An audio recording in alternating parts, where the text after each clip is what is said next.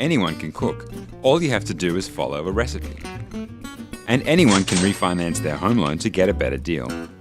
If you've never heard the term before, refinancing means leaving your current home loan and switching to a better one. Here's a 6-step refinance recipe that's as easy as baking a cheesecake.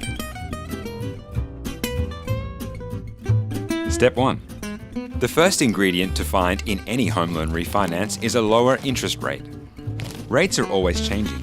What sounded like a low rate before might actually be higher than you think.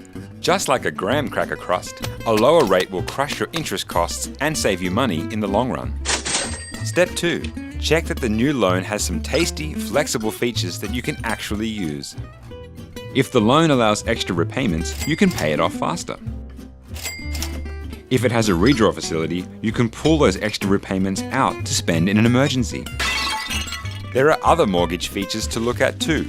Finder has simple guides that break them all down for you. Step 3.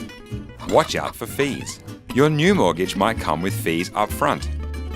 And your old loan might have exit fees too. But the fewer the fees, the better. Step 4. Now that you've found a better loan, carefully gather all your ingredients and documents. The lender will be setting the valuation of your property and ensuring you have the power to pay back the loan. Step 5. Make the switch and wait for approval. Once your application is approved, you're almost done. Step 6.